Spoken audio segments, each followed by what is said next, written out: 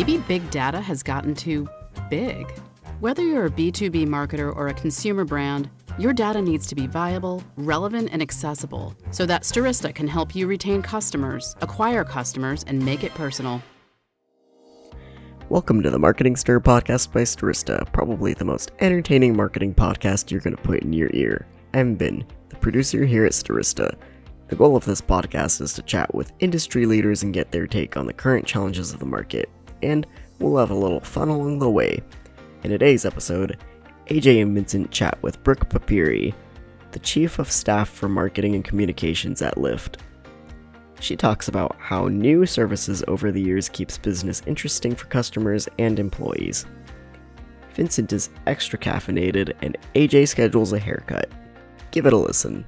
Ladies and gentlemen, welcome to another episode of Stirista's The Marketing Stir. I think my voice is back. It was a little hoarse the last episode. Probably rooting for too much football, who knows, or soccer these days. I'm just basically going to my 5-year-old soccer games. Do I yell? Maybe. Should I? Probably not. It's not great to do that, and it's probably ruining his self-esteem. But hey, I'm kidding. I don't do that. What kind of a monster would I be? It is so great to be here, ladies and gentlemen. I am extra caffeinated today. Normally I have natural energy, but I'm extra caffeinated. Boy, my 2-year-old's not sleeping. Daylight savings time. Remember when daylight savings time used to mean when you didn't have kids, it meant like, oh, I get an extra hour at the bar. Not anymore. It means everyone's sleep is awful. So that is not great. But what is great is this podcast and our listeners and our co-hosts and our guests. But let's talk about Stirista for one quick second. That's the only time we talk about Stirista. We are a marketing technology company. We own our own business-to-business data, business-to-consumer data. We help companies access that data through our email sending platform, our DSP. We do email, display, connected TV, OTT to help you get new customers. Who doesn't need new customers? Email me, vincent@stirista.com. That is how confident I am. I just gave all of you my email address, and you use it. Not always for the reason I say, but it's okay. That's on me. I welcome the emails. And ladies and gentlemen, I welcome our co-host. You know him, ladies and gentlemen. I will see him in a few weeks. I didn't book my flight yet. That's a mistake. I have to do that, but it'll be great to see him. Ladies and gentlemen, our co-host, the legend in San Antonio there, Mr. Ajay Gupta. What's going on, Ajay? Hey, Vincent. You'll be excited to hear that I have a haircut planned before your arrival. Nice. Yes, but I think you're going to get your haircut like today or tomorrow. I don't arrive for another month, so I'm not that excited. I want a fresher haircut close to my arrival. Yeah, my wife would like it longer. My podcast host would like it shorter. It's like a tough decision. I know. I always, for those of you avid listeners to the podcast, or just people who know me and AJ personally, I'm a stickler for haircuts because I go every 10 days. My barber, loves me. My photo's on the wall. He thinks I'm like this huge celebrity because of like this podcast and some other things. He's like, he's a big actor. I'm like, I'm not an actor. I'm what? I sell data. Anyway, which is my passion, ladies and gentlemen, data. But yeah, so you're going today and I'll see you in exactly 1 month. So no, and you always get like, first of all, you need a new barber, not of the quality, but I feel like you get like 4 snips and it's like $67. You could just shave your head off and then you don't have to go back every 10 days. So yeah, no, there's that too. No, because it would get long on the sides. I'm actually going tomorrow. I'll have 4 haircuts before I see you. True story. I will have 4 haircuts before I see you. I'm getting a haircut on Wednesday because I'm hosting the Silver Apple Awards for the Marketing Club of New York on November 10th. So that's just so you can tell when we kind of record these things. Today's November 8th. Go out there. Hopefully you voted. If you didn't vote, don't complain, right? That's what I tell people. Don't complain if you didn't vote. Anyway, but yeah, I had voted this morning, took my little son with me, it's that's when we're doing this. But yeah, I still am happy that you're getting a haircut, AJ. And thank you for thinking of me every time you do it. But excited to be there. We have our virtual summit, which is December 8th. Also, yours truly is hosting that. We have a lot of amazing guests coming up for that. So stay tuned. That's virtual. People could join that as our third annual. We get a beautiful turnout, and we appreciate that. Also, I appreciate this next guest. I'm so happy we have this guest on because I want her perspective. She's at a company called Lyft. Heard of that company? Yes. If you haven't, you live under a rock and you need to get out and travel. You need to get out and do something. So call a Lyft. That's a nice little segue into this. We're so happy we have her, and we're glad to share her with our audience here at Stirista. Ladies and gentlemen, a warm welcome for the Marketing Stir, Chief of Staff for Marketing and Communications at Lyft, Brooke Papiri. What's going on, Brooke? Thank you for that intro. Of course. I knew you see.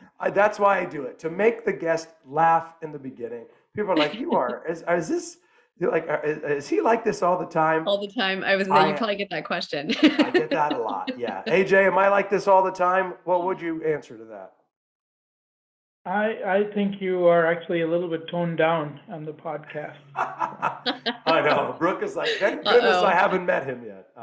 It's a little too much, I know. I'm kidding.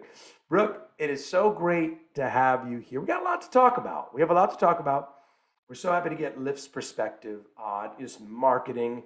And today, in the last couple of years since we've done this podcast, we're on season 3 now.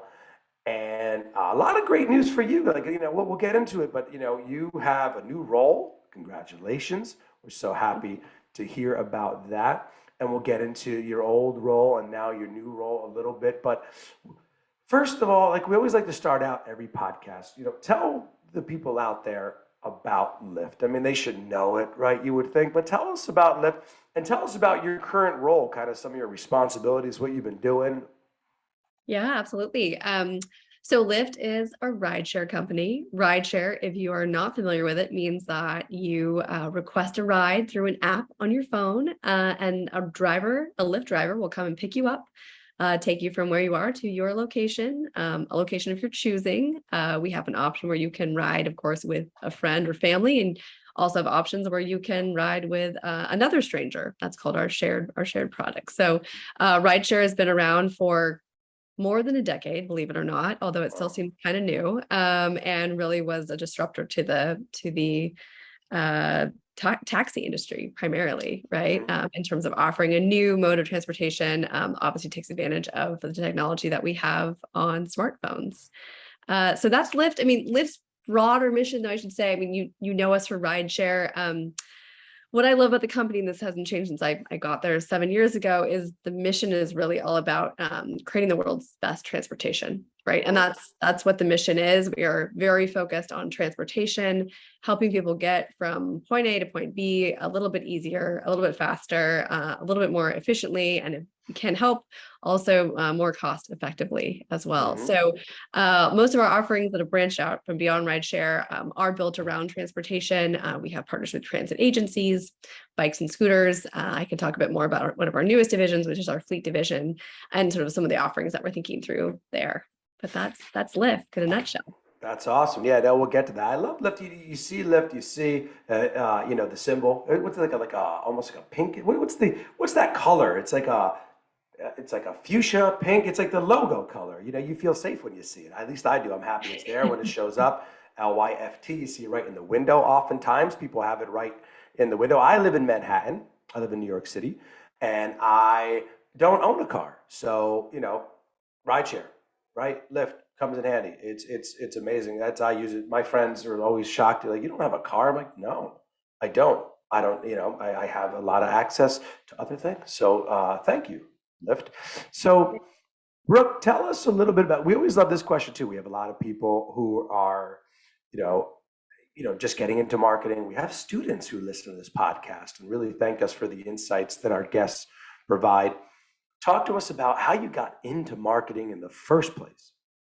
Sure. Probably like many of your guests, a bit by accident. I went to school for economics and came out as a consultant. I loved that role, but found that I was looking for sort of an opportunity to do something from a volunteer basis. Got involved with a foundation, actually my hometown of Walnut Creek, which is in the East Bay. That's in East Bay area, Northern California. And I got involved with the Walnut Creek Library Foundation, all around building a new library for the city. So as a result of sort of getting involved and I guess sort of the nature of my personality, I started taking on a lot of the marketing work. So I was doing outreach to sponsors. I was setting up the silent auction. I was doing the collateral, just things that I thought of as kind of fun to do. And as I was doing them, I met someone who happened to also be a marketing professional, very senior in her career. And she said, boy, you sure seem like you have a knack for this and you really enjoy it. Have you ever thought about trying marketing? So lo and behold, a few months later, sort of felt like, boy, I was hitting the end of my rope on consulting. She was looking to hire someone at that point. So it was actually sort of a magical transition at the age of 22 to say, okay, I'll give this a shot. And sure enough, I've loved it. So definitely learned how to market on the job. My first job was in healthcare, in marketing, which as it turns out, it's actually very helpful to work in a very regulated industry as a marketer in your first role, because you have to get really good at marketing because you have so many parameters that you have to follow. So I worked in that, and that was my first role, and then sort of grew from there. Brooke, tell us a little bit about, Lyft is obviously a pretty well-known brand, but how are you marketing today? Are there specific channels that work particularly well for you? Gosh, we have done anything and everything, right? Like we do, we do digital, social, we've done out of home, everything above, below the line that you can think of. I will say during COVID, particularly, we obviously got even more efficient on our digital channels, right? A lot of what we stopped doing was anything that we were doing in person. Again, out of home, right? Buying billboards was less relevant, right? When no one was leaving their homes. We stopped doing some of like our key partnerships and sponsorships and sort of leaning much more so into digital channels. A lot of what you can imagine with Lyft, it's a two-sided marketplace, right? So what we're trying to do is reach riders and drivers, both those who have not ridden or driven with us before to bring them onto the platform, but then also those who we want to continue to engage with. So a lot of what we use from an engagement perspective is actually our own channels, right? So email, social, we use a lot of in-app notifications, really leverage our surfaces within the app itself so that we're communicating with folks when they're riding, when they're considering a ride, and even when they've finished a ride as well. So we have various touch points there. Obviously, contextualizing the experience is always an easier way to communicate with someone, knowing they're already within your app. And Brooke, you've been there about 7 years, which is, a rarity these days, so that's awesome. Yes. And, how have you seen the company change and evolve over the years? Yeah, we've grown up a fair amount, I'd say, since I started. We were a few hundred people when I joined 7 years ago. We are now several thousand, so quite a big leap. I think, when you grow 10x, let's say, and in some cases even faster at times, inevitably, processes have to change, reorgs have to happen. You have to start thinking about how to do things more efficiently at scale, right? More than anything. I think one thing that hasn't changed that I think that keeps me at Lyft is the culture and the people. I always say that Lyft has some of the brightest and most brilliant folks I've worked with, and they work with a dedication really to the mission and to the brand, and to their everyday work. A dedication I haven't seen in other companies. And with very low ego. That breeds a culture that's very, there's a spirit of let's just get it done, right? Like we really want to all work together to accomplish the broader goal. And I think it makes everyone work really well as a team, kind of regardless of what size we're at. And Brooke, we mentioned this in the beginning I did about you have a new role. So when we first spoke, you're the head of fleet marketing, which you mentioned fleet. And I want to get into that a little bit there because it's not a common title that I've seen before, right? And so, but now you're the chief of staff for marketing and communications. Congrats, by the way. Awesome. And so talk to us a little bit about, what the fleet marketing piece was, and then also kind of how you're adjusting to the new role and how your responsibilities have changed. Sure. Yes, in a true Lyft twist, by the time between the time we talked and when we actually taped this, I have a new role. That has been a bit of the trajectory, I would say. One of the reasons why, and how you're able to stay somewhere for 7 years, I think I've sort of been able to keep it interesting, right? And take on new roles. So I guess starting with what I was doing before, I was the head of fleet marketing. Fleet is one of the lines of businesses within Lyft. Fleet focuses primarily on fleet, meaning fleet of cars, right? So we think of a fleet like vehicles.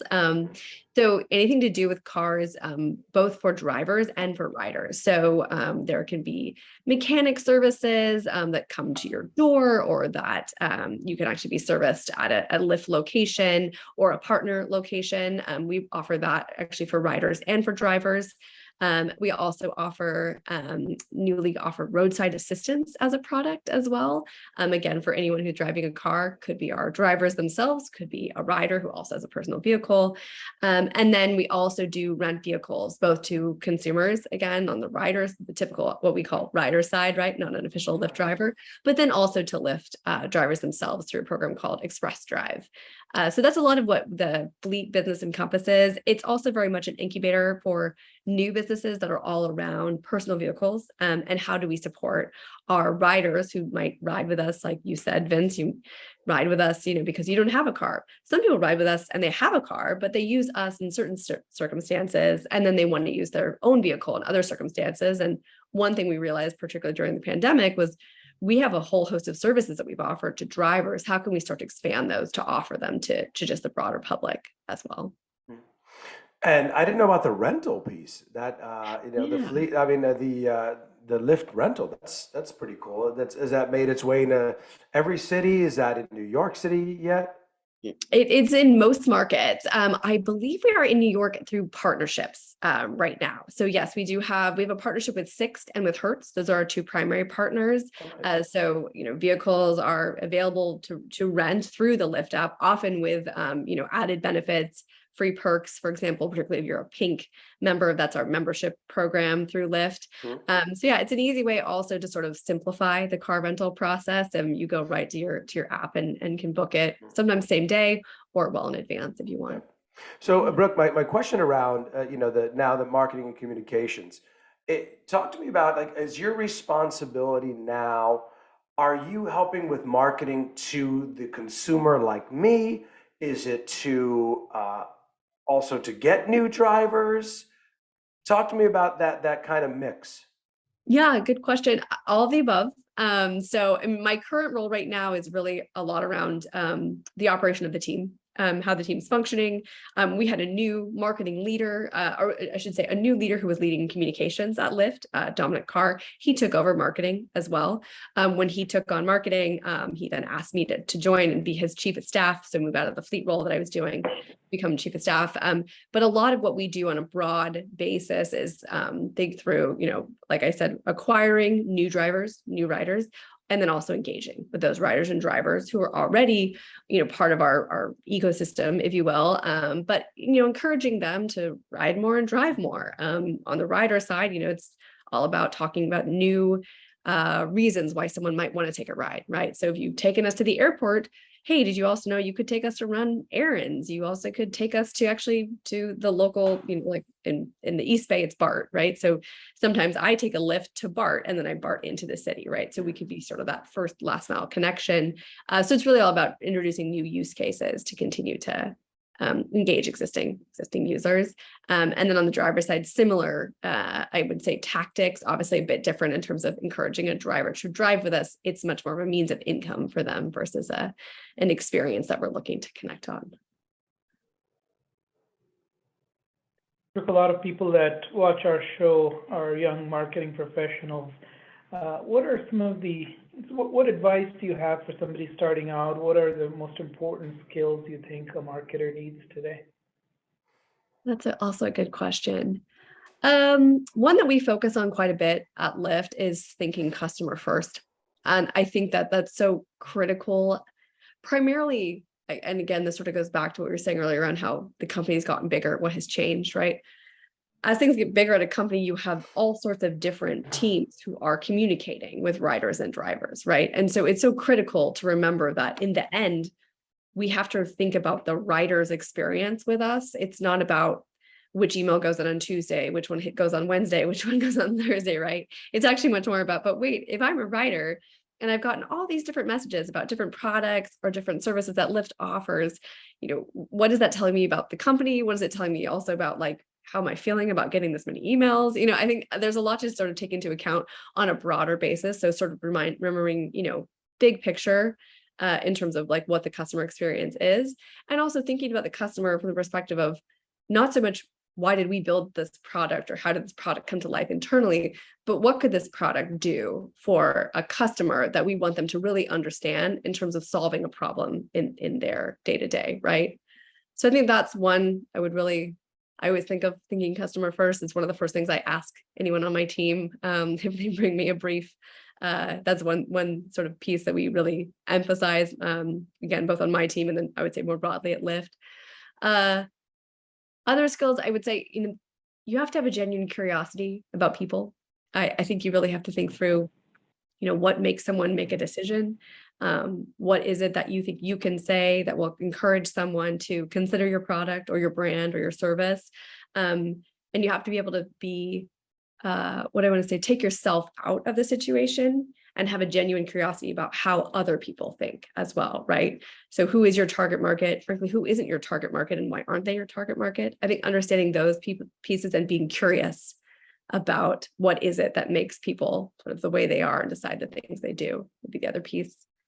And then, again, goes back to Lyft, I would say, just being adaptable. I again, as I've mentioned, I've had many different roles at Lyft. I think one of the biggest piece of advice I give to anyone is, when you see a change, look at it as an opportunity, and think through how you can adapt your current skill set to that maybe fit a need. Similarly, I would say when it comes to marketing, I think marketers are famous for planning campaigns for 12 weeks and then, you get to launch it and the day of something in the universe explodes and your campaign is completely irrelevant. So, how do you also adapt in those kinds of moments? So kind of like bigger picture adaptability, but then also literally in the moment, thinking through how to be adaptable from a pure work perspective. And Brooke, how do you kind of see Lyft in terms of how it competes with its competitor? It's obviously a very competitive space when it comes to rideshare. Yeah, we have one primary competitor. Most folks know them by name, so I won't name them here. But I will say we have very different strategies. And over the years, it's become very clear, right? We are focused on transportation and we transport people, right? We want to create the world's best transportation. That's why we focus on growing our network of transportation options, right? So again, like I mentioned, all of the work we're doing in fleet, really nascent businesses around sort of your personal car and how that can be an option, bikes and scooters as an option, partnerships with transit as an option, rental cars, as we mentioned, another option. So all around though, how do we help you, the consumer, the person, get around your city more easily? Our competitors do also still do rideshare. They do some of the businesses I mentioned as well, but they've also branched out into thinking through moving things, food, for example, or freight in a different way. And because of that, there are, I would say, our strategies and how we think who we connect to more than anything is different, right? And you also will see that in the brand itself. Lyft is very much a brand that connects the consumer. We talk to you the same way we talk to a friend. And that's really what we think it through. Our brand is one that people can relate to, right? As is our service. So I think that's where we try to stand apart. That's awesome. We don't talk about competitors here. We don't name any other competitors. I love it. So, Brooke, talk to us about some of the changes that you've made or implemented at Lyft that you're really proud of during your career there? Yeah, gosh, changes. Well, I am a big process person, so I've probably instituted all sorts of processes. Part of the reason why this chief of staff role is actually one that's working out very well. As it turns out, my mind sort of works in a fashion of operating to the greatest efficiency, while also very much understanding the nuances of marketing. So a lot of that, I mean, from a pure, what I was doing when I started and what Lyft looked like till now, a lot of my role at the start was around, launching new cities. When I joined Lyft, believe it or not, we were not in every US city, not even every major US city. So a lot of the change that I was part of was actually launching new markets. So I would go into a market and we would launch the city. We would onboard drivers in person. Imagine that if you can. We would show up at the local grocery stores and anywhere we could to find people to talk to them about what Lyft is and why they might want to try to ride with us. So a lot of really grassroots efforts, I would say, around building the brand and really building the entire Lyft network. Now we're obviously all over the US, up into Canada. So it's been really fun to be a part of very much physical expansion, and then also just the growth of the brand and the company. I mean, as you said, oh, if you don't know Lyft, I don't know where you've been.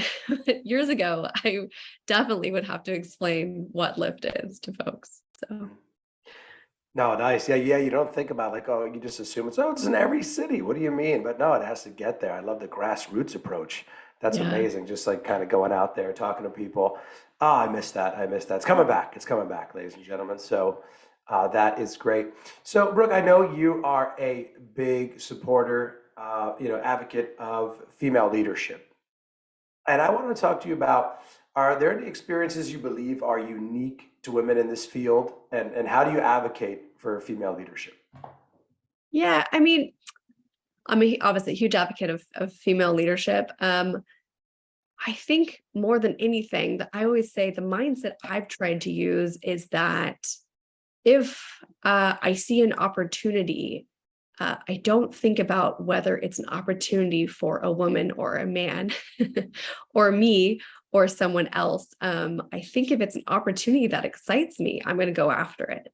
Right. And so I think often I will really encourage women to think less about can I be a woman leader, a female leader? Can I be a woman in power? And think more about what is the leader you want to be and what type of roles get you excited.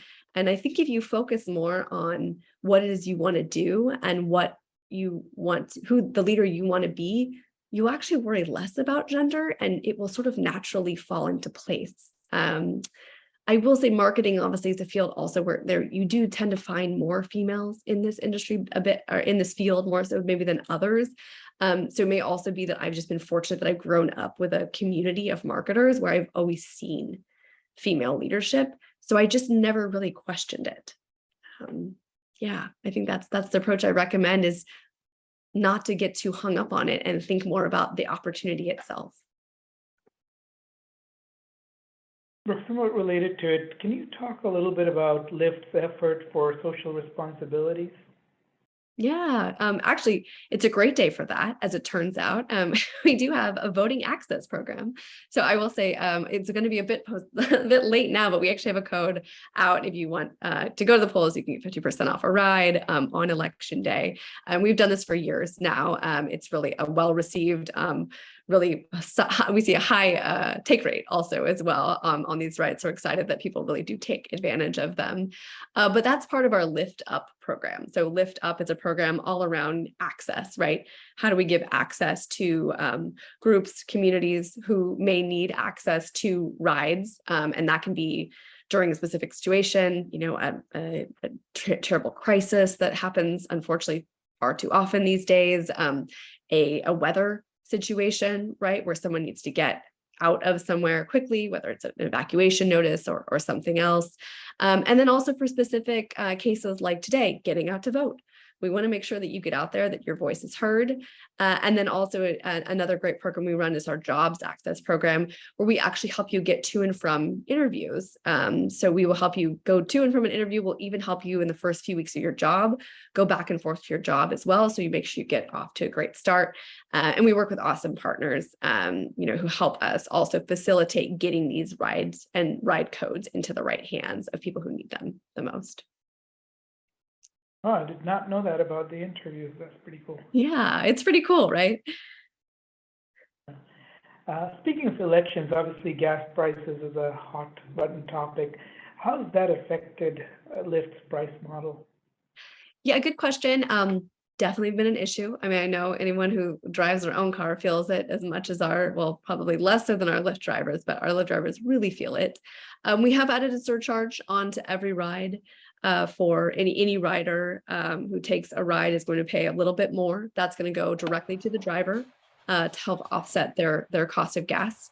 It's not perfect, right? But it's something at least that sort of, we want to be a partner to our drivers in that. And the other opportunities that we offer, we have a partnership with Upside. Upside actually offers discounts on gas to our drivers. And we also have other programs as well for our tiered drivers. So those are drivers who drive with us, usually full-time or long-time drivers. We offer, again, like specific discounts on products to help them care for their cars, including things like gas discounts as well. Brooke, just as we begin to wrap up here, we have, a couple more questions for you. One of them is our signature question that we ask all of our guests. I feel like James Lifton, remember the James Lifton guy? We ask all of our guests this question. So LinkedIn platform, your title, a lot of people probably reach out to you, requesting, messaging. What is a LinkedIn message that you dislike? And what is one that you're receptive to? That's a good question. I do get a lot of LinkedIn messages. I will say that. I guess what I'd say first, the request to connect on LinkedIn, always send a note. I'm amazed at people who just blindly will send me a request. Even if we have someone in common, just send me a note to say that, hey, I wanted to connect with you because I know so-and-so, and she thought it would be good if we connect. Great. If I don't know you and you want to connect, just tell me why. I mean, I think that's so simple, right? I read them. I do, right? Because I'm not that big of a deal. I still read them all. I like that. But the ones you want to connect with are the ones who take the time to write a note, and even more so take the time to write a thoughtful note, right, as to why they'd like to connect. And same goes with messages. I don't know. I think I have what should I say? I have a real aversion to the drip campaigns that appear to be happening in LinkedIn, where I will actually respond and say, I'm not the right person to connect with you, but I can connect you to someone else. And then 4 hours later, I get another note from the same person that says they're bummed they haven't heard from me. So I think those start to feel tacky. So I guess I'd always say to someone, if you're going to be really heavily tech on your drip campaigns, be sure you check your inbox also, so that you don't have a funny extra note go out that doesn't make any sense at that point. Yeah, no, I agree. I always get burned by the connections, and I look and I'm like, I think the rule of thumb is if I have like 50 connections in common and you don't send me a note, I will still connect. Yep. But as soon as you hit me with that first message, seconds later, that's it. I've learned how to remove the connection. Yes. I take my network very seriously, and the people, after 125 episodes plus, people know my opinion on that, because we ask every single guest this. But I like that. Just include a note. And you're really nice, Brooke, because you're saying I will also connect you with the person who is responsible. You're nice, but don't take this as an opportunity to reach out to Brooke for those. Anyway. Yeah. That's so, Brooke, let's talk about that. That's obviously a social media platform, if you will, for business professionals. What are some, this is Marketing Stir that people want to know? are there platforms that you or social channels that you've had success with that you for Lyft? What do you think the best means of communication is out there? Yeah, we have an awesome social team. One team that I, interact with more so on an admiration basis, I would say more than anything.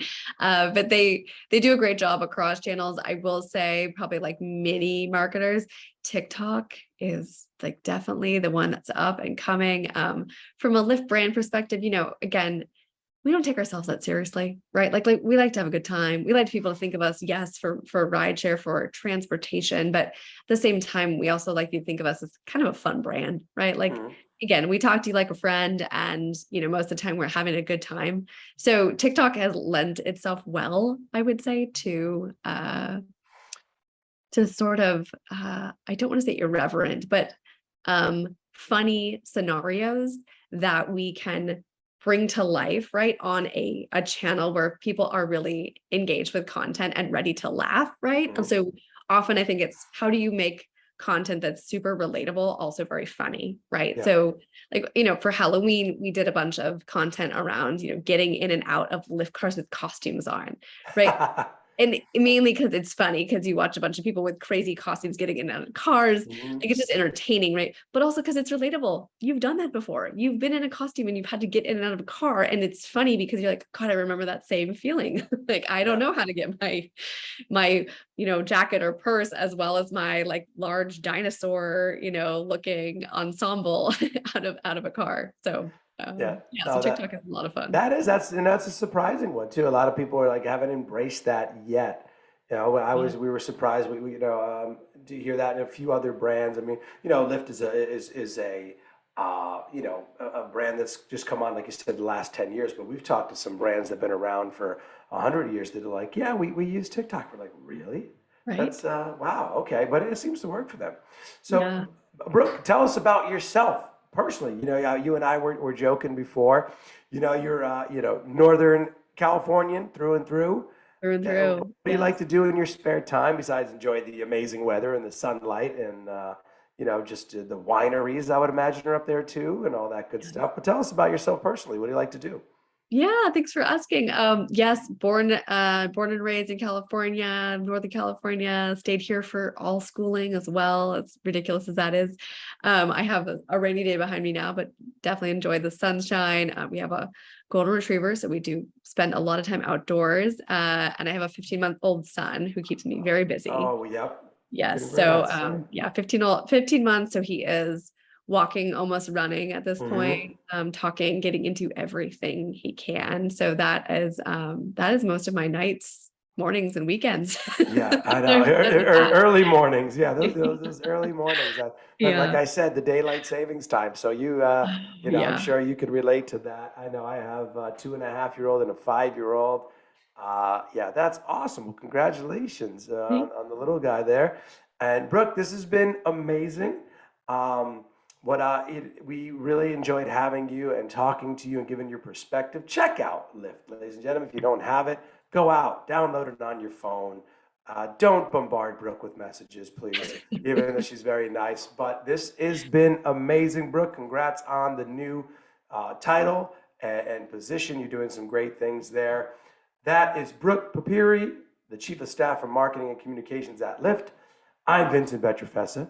That's Ajay Gupta. This has been another episode of Stirista's The Marketing Stir. Thank you so much for listening, and we'll talk to you soon. Thanks for listening to the Marketing Stir podcast by Stirista. Please like, rate, and subscribe. If you're interested in being a guest on the podcast, please email us at themarketingstir@stirista.com. And thanks for listening.